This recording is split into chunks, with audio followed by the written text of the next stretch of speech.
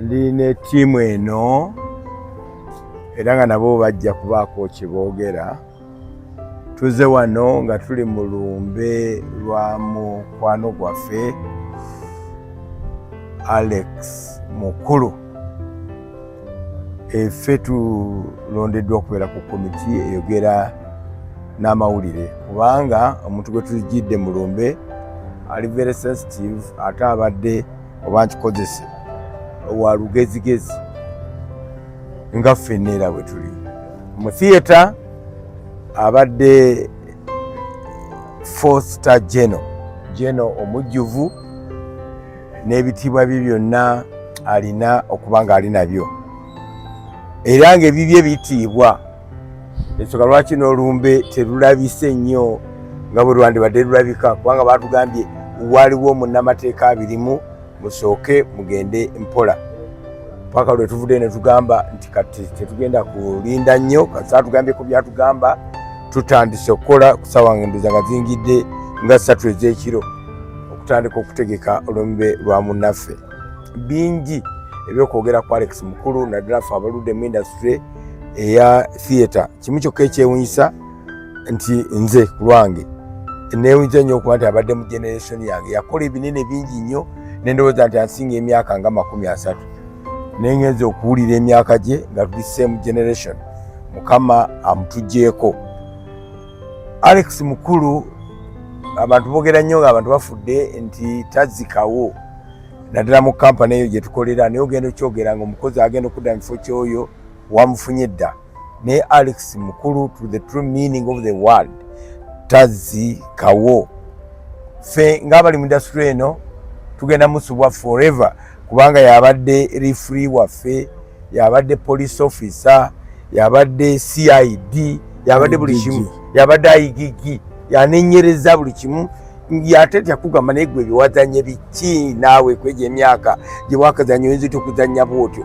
Yabadde referee card n'agamba yellow card n'akuwa red card, yabadde atusala ensobi, yabadde critique ate nga naye industry agirimu. Waliwo Abamerika bakyala kuno bava mu Ford Foundation baali bantwala eyo Hungary kulaba muzanyo ne Russia nembagamba tugende Alex Mukulu. Nebagamba Alex Mukulu twamunonyeza naye muzibu nnyo kubanga is complaining buli kimu tekimusanyusa, is complaining against the space, is complaining about the style, is complaining about anything kyogereko tali happy nakyo. Kirikoze bubi nti avuddewo nga theatre gyagala etuuke tetuuseeyo. Abadde ne style eyiye Philip ajja kuba agyogerako yagimanyi bulungi nnyo yagikoleramu ebbanga ddene. Style mwazanyira kibi nti atuvuddeko. Nze sijja kumwerabira kubanga ye yanyingiza broadcasting. I personally nali muzanyi wa mizanyo for a very long time. Mbandi ku Pride Theatre mu office yange teyakonkona n'abandulawo oluggi nayingira nagamba gwe nkukimye tugende ku radio.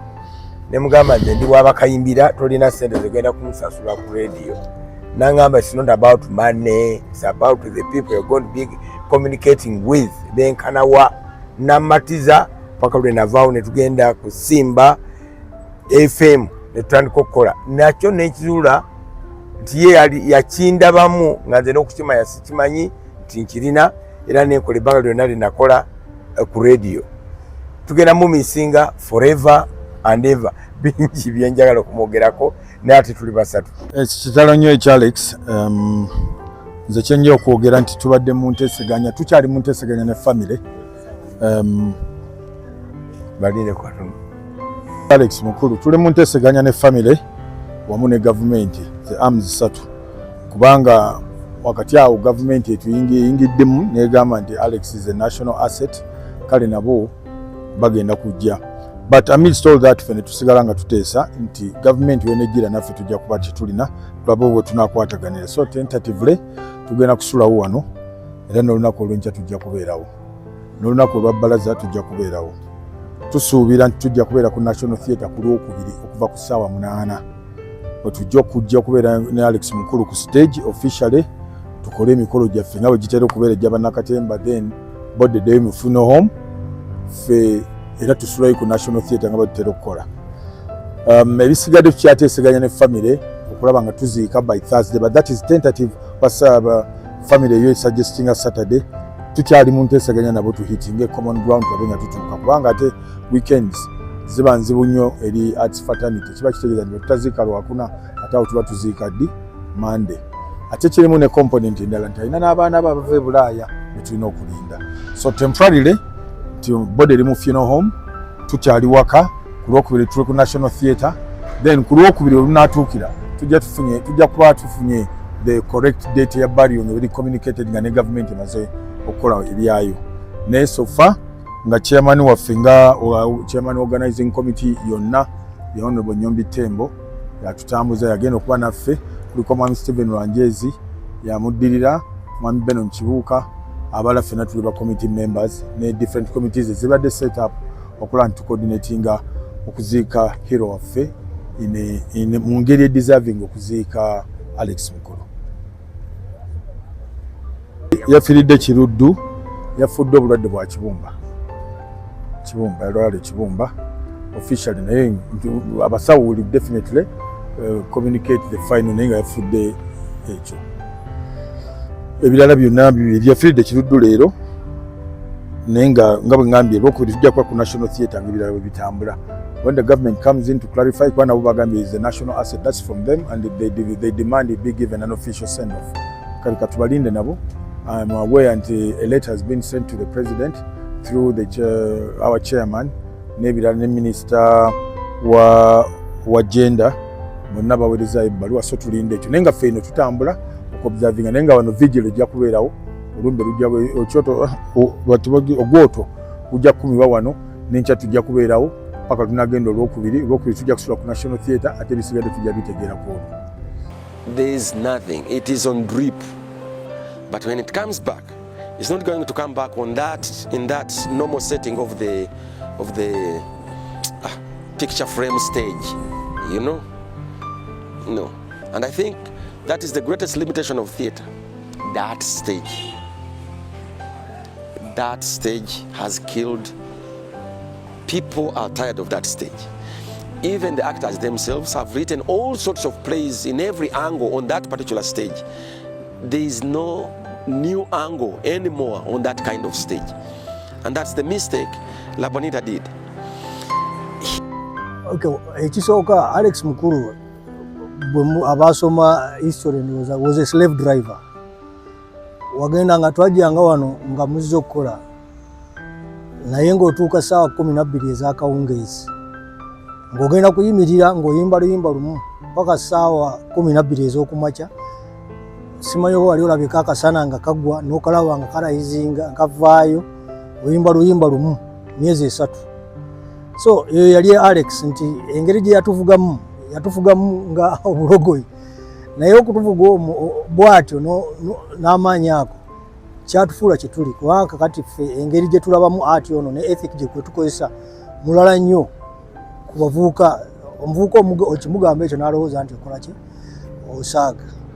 So twayiga kinene. Simanyi oba waliwo omuntu omulala aliyo kati mu Uganda asobola okukola bwatyo n'obukkiriza n'okwewaayo ng'okwo. So that is the audience's reaction. Then